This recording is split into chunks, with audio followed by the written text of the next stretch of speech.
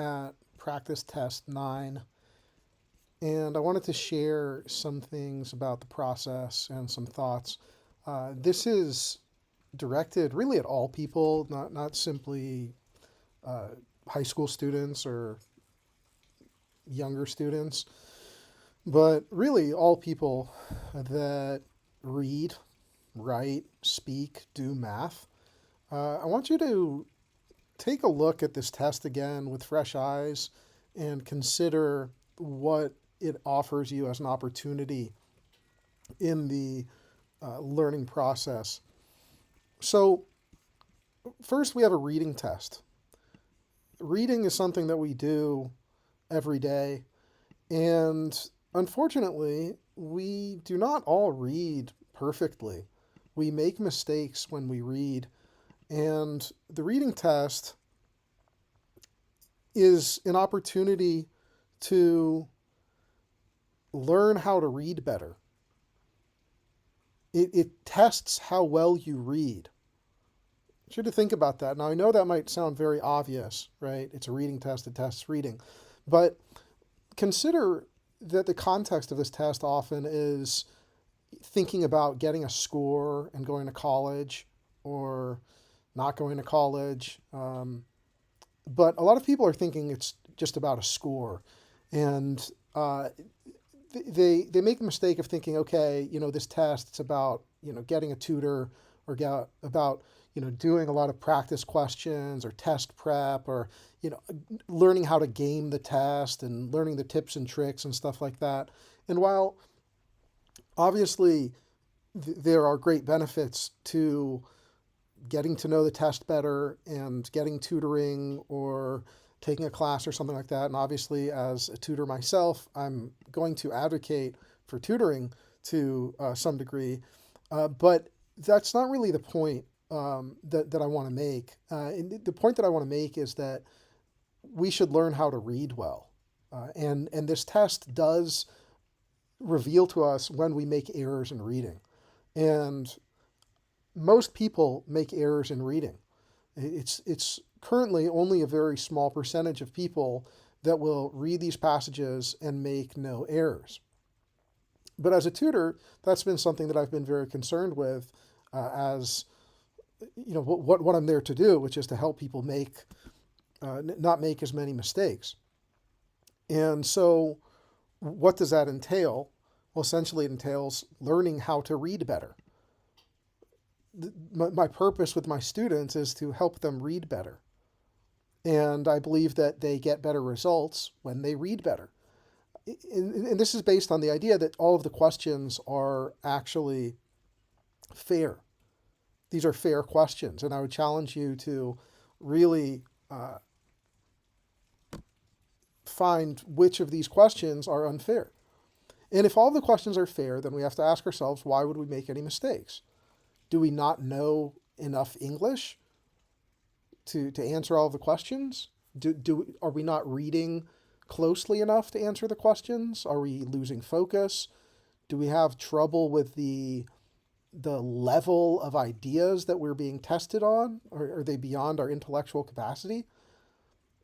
I do not think so in general. I think that college-bound students or adults in general have the full capabilities of understanding every single question, every word on this entire test. And that when we come up to a question that we have difficulty, that question is helpful to us in indicating what we don't know, or a flaw in our process, a lapse in our judgment, a lapse in our focus. That's what's going on in my experience. So when you think about it like that, you might say, okay, well, hey, why don't we read this passage and answer some questions about it? Let's see if we can answer all questions about this passage. And so consider this for a second. Let's read this a little bit, and I want you to ask yourself, why would you not get a question correct about this passage? So, this passage is adapted from Amy Tan, The Bone Setter's Daughter, 2001 by Amy Tan. So far, so good? Okay. At last, Old Widow Lau was done haggling with the driver, and we stepped inside father's shop. Okay, does this sound like it's going to be a very difficult passage? Like, I mean, think about it, right? We have Old Widow Lau was done haggling with the driver, and we stepped inside father's shop. This is a story. This is literally a story. And all we have to do is pay attention to the story. Pay attention to every word. Pay attention to the big picture. Just read it. It's like take in the story. And if you take in the story, when they ask you questions, like which choice best summarizes the passage, you'll be able to answer it because these four answers are different. One of them actually best summarizes the passage, the others do not. Why wouldn't we be able to do that? Now, it's also important to understand the structure of the test in that this is an evidence-based test. It's not about your own opinions, judged against others, like who has the best opinion or who has the best analysis or something like that. No, what it's meant to be is questions that are fully supported by the text, that without serious knowledge outside of the text, you'll be able to answer it. So if you look at the structure in general, you'll have the question something like this. It can be most reasonably inferred from the passage that Old Widow Lau's reluctance to stay for tea is, okay, so you have a question, and then you have four answers. Three are wrong, one is right. And then the follow-up is which choice provides the best evidence for the answer to the previous question. And so we have four quotations from the passage, and one of these four is going to support one of these answers, and that's that. So this is a very fair way of asking questions. And for us to get these answers incorrectly tends to be a very cut and dry case of misunderstanding, not reading thoroughly, not thinking things through, and that's all there is to it. So consider the significance of making an error on something like this.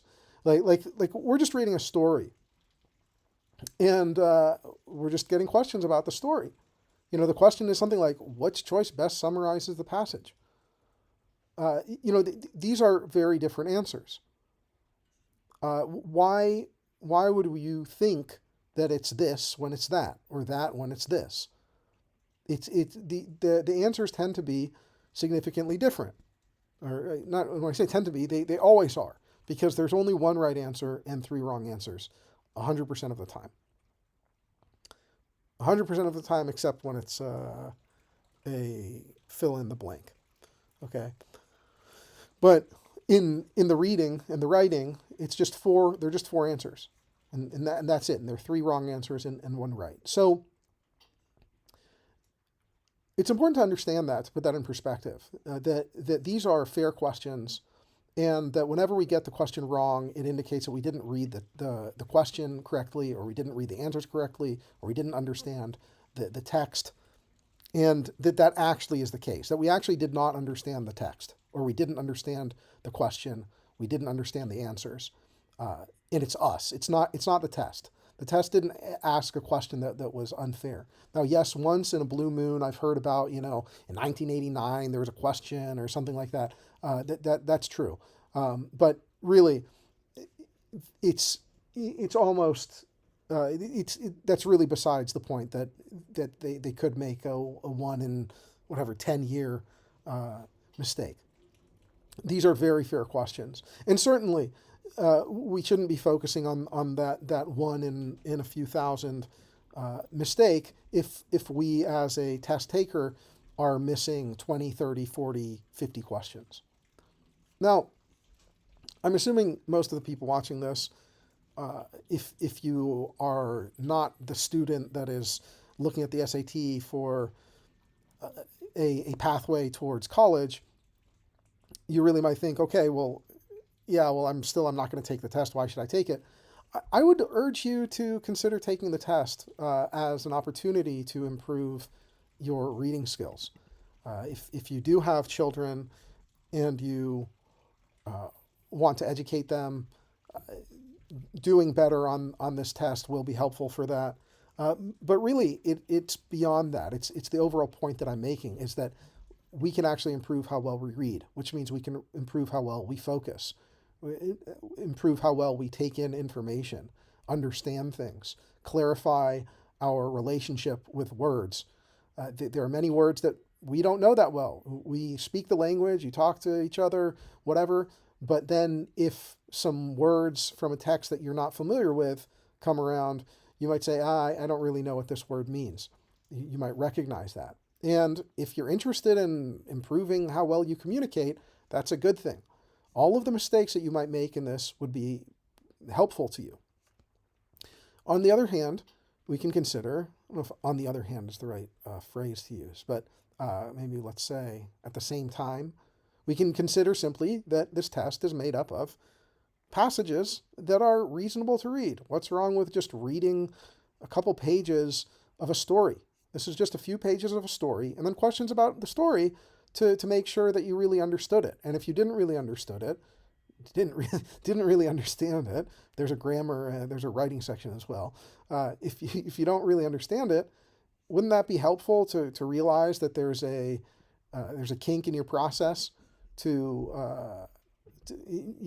there's a kink in your reading process? Is that a bad thing to recognize at any age? Like, hey, you know what? Sometimes I miss words. Sometimes I miss whole sentences, or sometimes I misread things and then misunderstand things and then make decisions based on that misunderstanding, and then things happen because of that. And if you think about work, you think about communication with people, we misunderstand something someone says, and then we act based on that misunderstanding and make errors, and then things happen. That can be rather unfortunate. Or on the other hand, when we can really understand someone else, it feels so good when you say something and it really seems like someone's listening to you and focusing and understanding, like they're receiving what you're saying. This is an opportunity to improve that, and it's an opportunity to find weak spots. So I'm going to tell you a bit later about how you can actually approach this in a comfortable, relaxed, no pressure, no stress way. But think about this. Does that seem clear? Does that seem like a clear value to improve how well you read, to improve your ability to focus, to improve your ability to understand things? Is that valuable? Because that's what this test is going to do for you if you do what you need to do to get the questions right. What do you have to do to get the questions right? You need to read the material. You have to pay attention. You have to focus. You have to follow through. There's not that much more to it. That's basically the method that I share with my students, is just actually read everything. Read every word in the passage, read every word in the question, read every word in the answers, think about what they mean, and don't answer until you are confident in your answer. And don't simply pick the right answer, know why the other answers are wrong. And if that seems like a lot to do, again, just like consider, do you want a high degree of resolution in your thinking? Do you want to be able to read a couple pages and actually say, hey, I understood these pages entirely? Like when you look at certain things, you look at a paragraph. What part of this paragraph do you not understand? Like what part of this, what could I ask you about this paragraph that you would get wrong because you misunderstood the paragraph? If I give you a fair question with fair answers, what could I do? Like don't we have the ability to just fully basically understand a sentence? This passage is adapted from How the Web Affects Memory. Do we fully understand the sentence? I think we can. I mean, I understand that we could go much deeper and you think, well, what is the web, or what is memory? What is affect? How does it affect memory? I mean, this is an interesting question also. Something to consider is that the passages can be legitimately interesting things to discuss. And in verifying that we, on the most basic level, are understanding the material is worthwhile. It's like the world is not where everybody's opinion is just all the same and everything is right about, whatever you feel is great, it's all wonderful. No, there are specific questions that have right and wrong answers.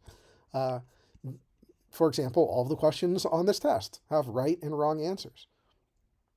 And being able to recognize right and wrong is worthwhile, and improving the accuracy and precision with which we do these things is also worthwhile. So if you took this test in the past and you got a 600 or 500 or 700, or even if you got an 800 on it, I'd say it's still worthwhile to take a look at the test again, read passages, answer questions about passages, and verify that you're in touch with reality, and how well you're in touch with reality.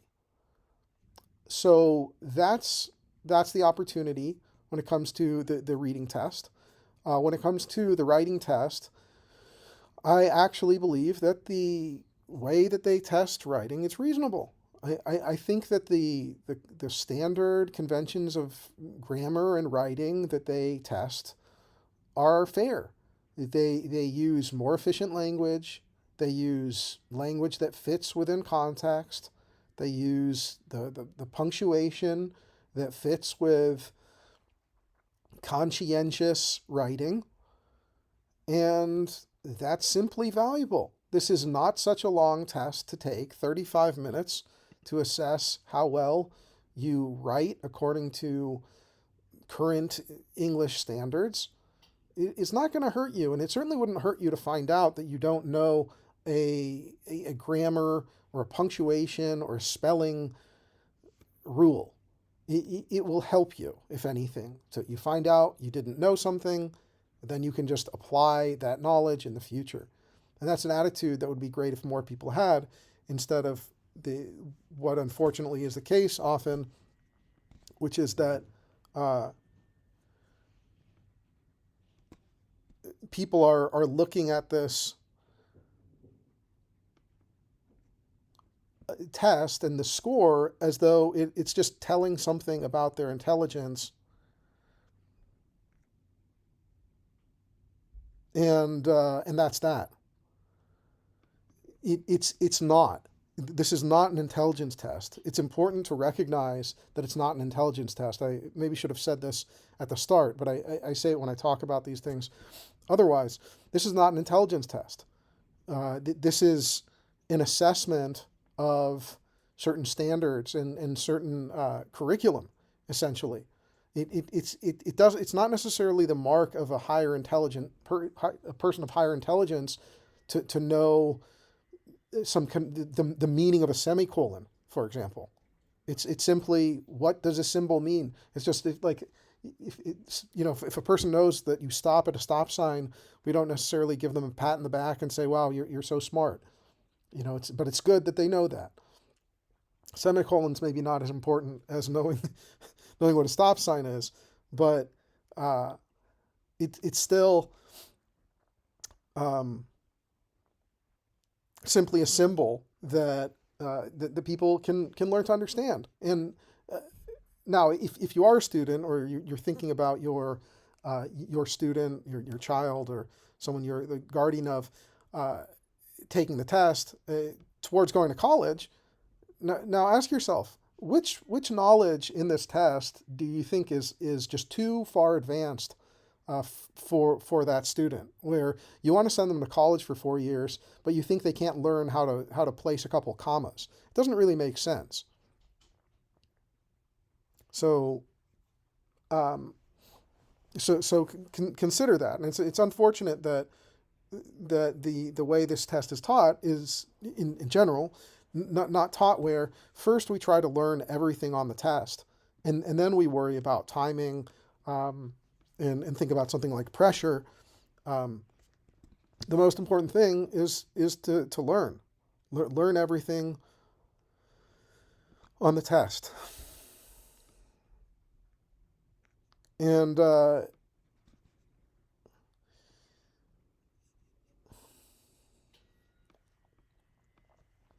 excuse me, I'm actually a bit distracted. So learning everything on the test. This is the approach that I take.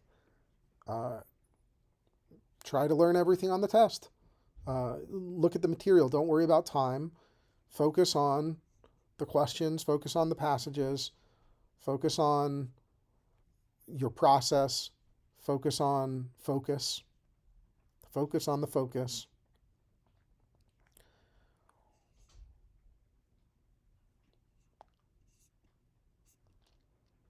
So again, you take the writing section, similar to the reading section also, it rewards you for conscientiousness, precision, and accuracy. In order to answer these questions effectively, you have to pay attention. And so this test is teaching us to pay attention. It rewards us for paying attention.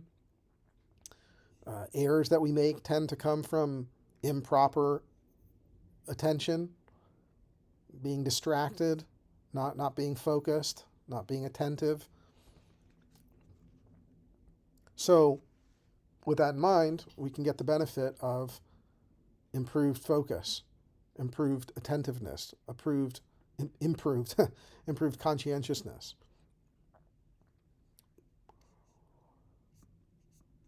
So, moving on to the math, we can talk about execution, logic.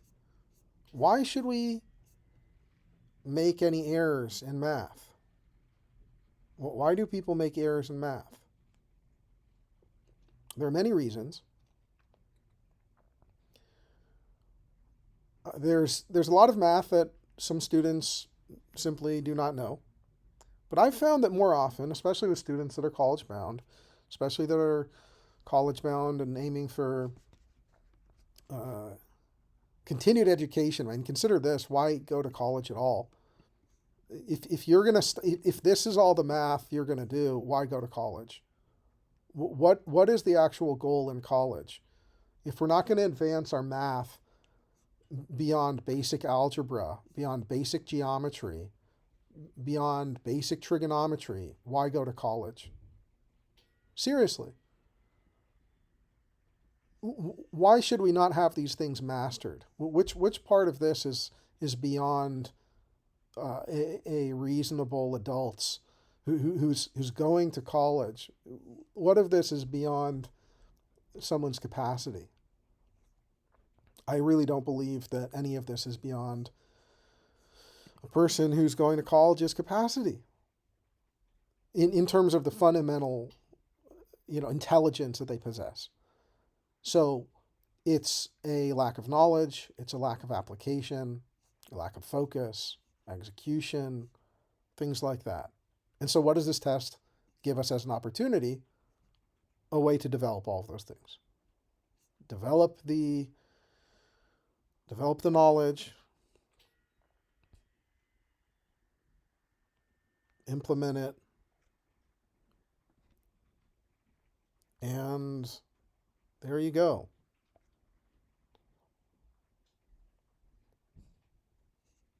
Three wrong answers, one right answer. Each question, except the fill in the blank questions. Why make an error? Again, also, when we make an error, it indicates the thing we don't know. This is an assessment. This is not an intelligence test. It's an assessment of mastery of material meant for people mostly under the age of 17. Put that in perspective a little bit. This is not material that was meant to be reserved for the geniuses, the elites in society. This is based on material that is put in the curriculum for everyone that wishes to do it.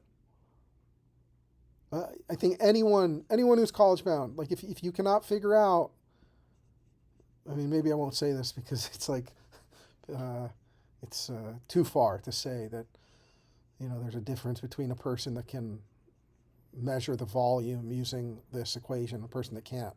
But I believe that if you made it this far, you believe that you can utilize these equations. And now imagine if you couldn't. Let's say, look, this is really too much for me, pi r squared h, I just don't get this.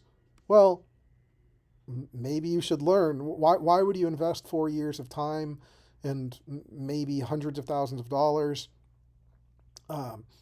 in further education if you're not going to master something at this level?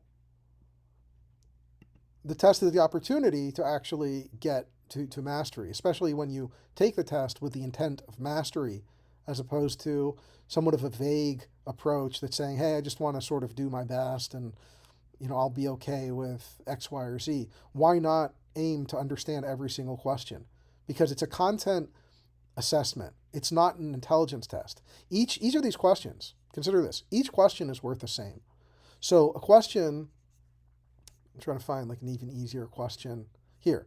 So a question like this, which is some of the most basic algebra that we can get, is worth the same as something like this that is a few steps higher in algebra. So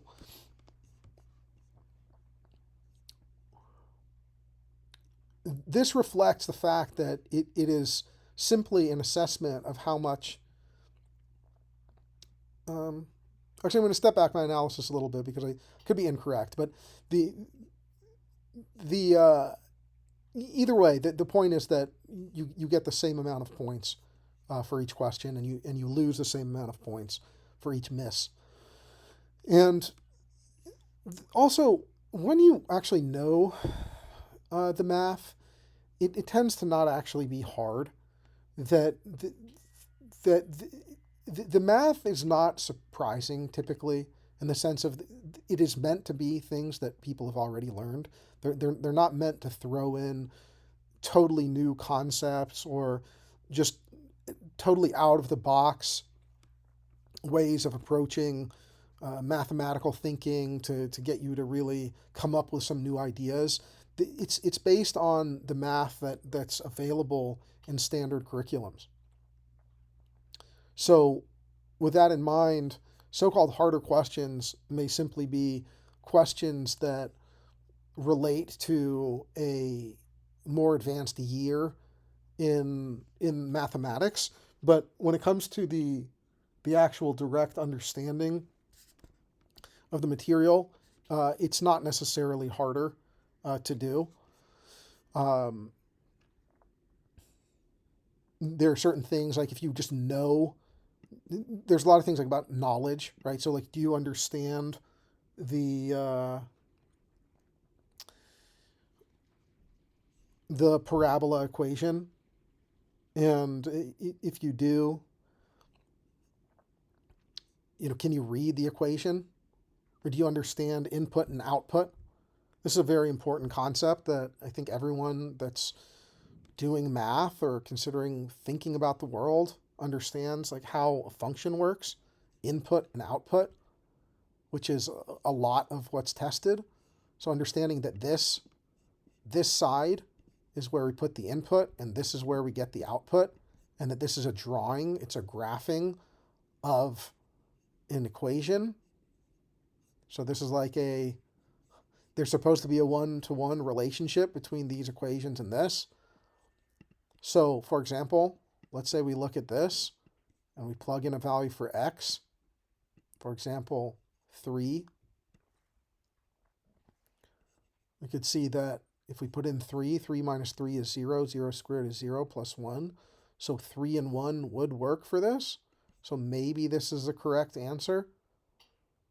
But then we could plug in another value, like 2. 2 minus 3, negative 1. Negative 1 squared is 1. 1 plus 1 is 2.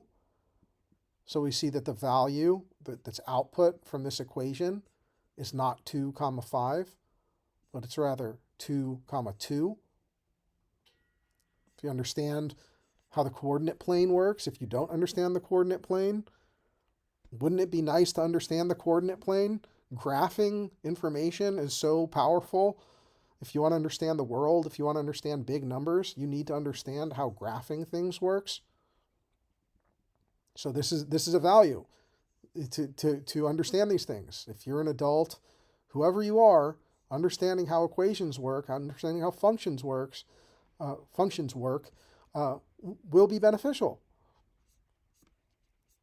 And so this is an example of something that this certainly looks more complicated, right? We've got these exponents, and we've got this drawing, and we've got a squiggly line, and we have f of x or something. This might look more complicated than a previous question.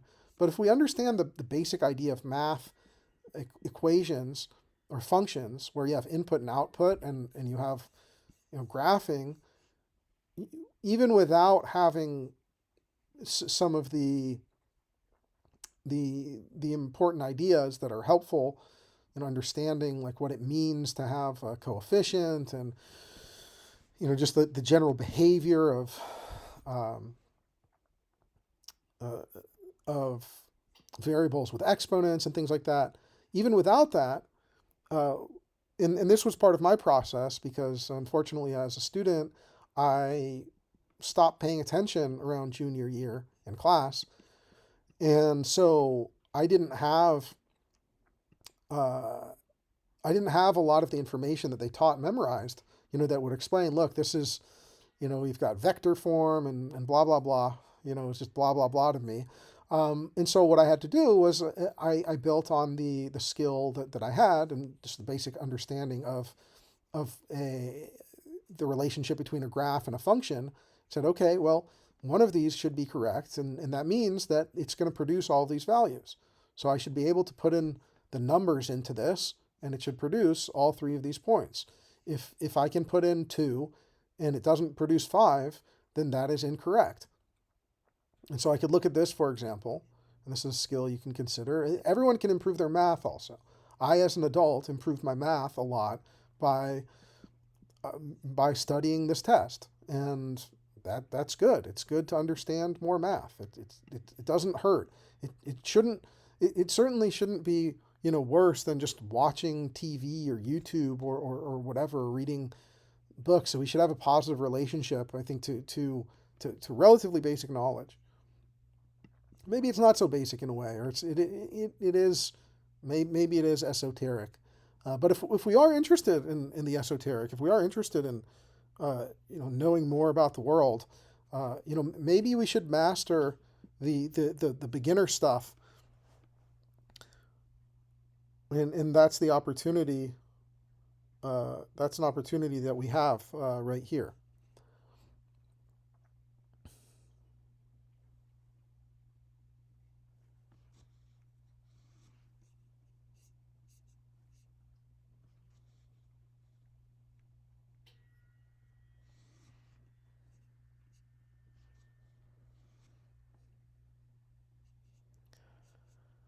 So this is the SAT. All these questions, whatever we miss, whatever we have difficulty with, represents things that we do not know so well, and represents an opportunity to have high school basically mastered.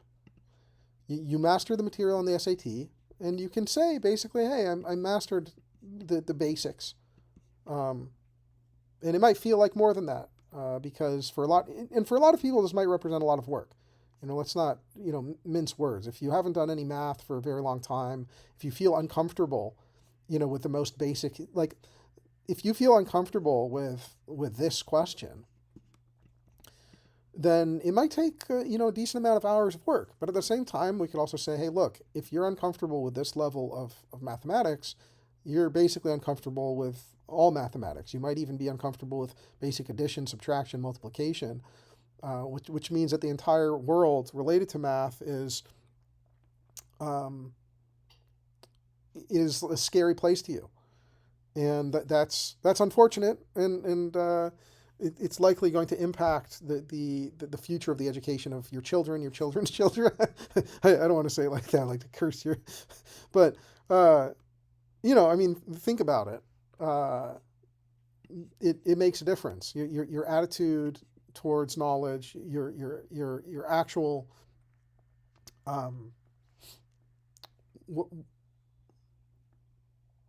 your attitude towards knowledge, your actual what's the word?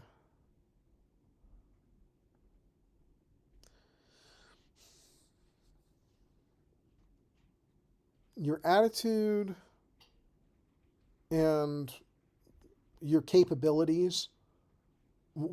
So how about your attitude and what's actualized matters.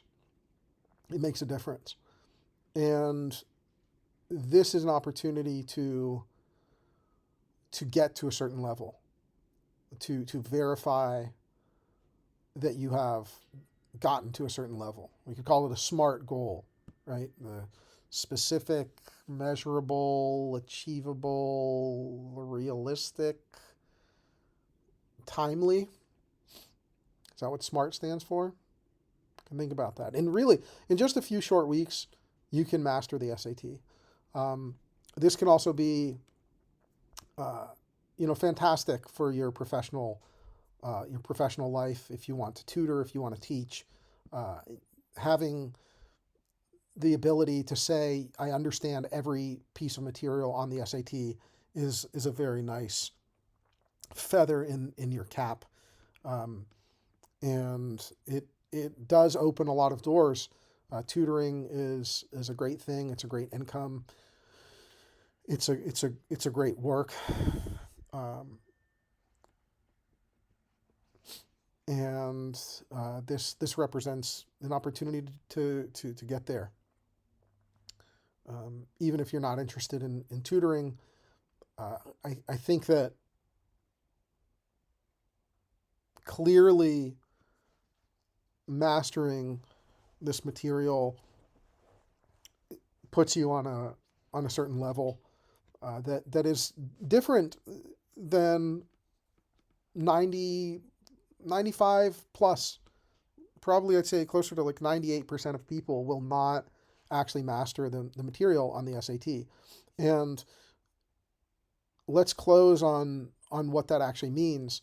It's not so much about not mastering the material on the SAT. It's about mastering the skill to get the score. And the skill to get the score is attentiveness. It's conscientiousness. It's focus. It's follow through. It's clarity, mental confidence, execution,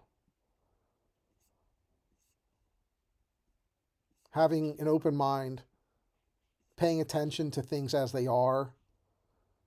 These are what it takes to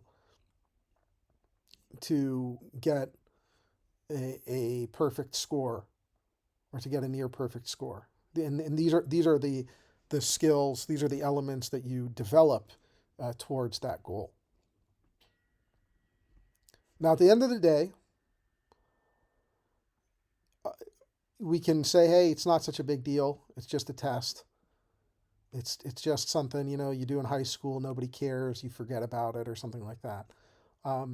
But what about reading? What about reading? What about just actually knowing how to read at a quote unquote sort of expert level? Why should we be satisfied with reading at even a 12th grade level?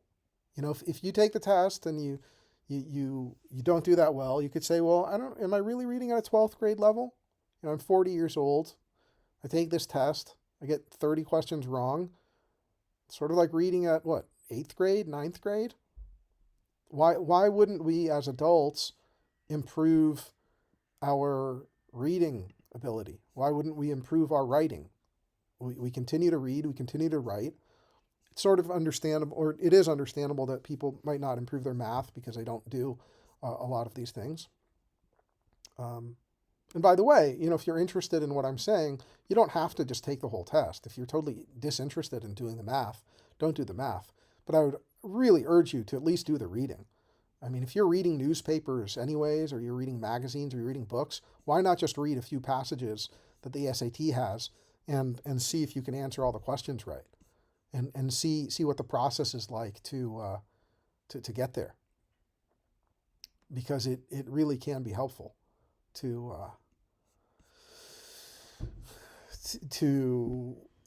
improve your abilities. Well, I think that's enough for now. Thanks so much for watching or listening. Have a good day.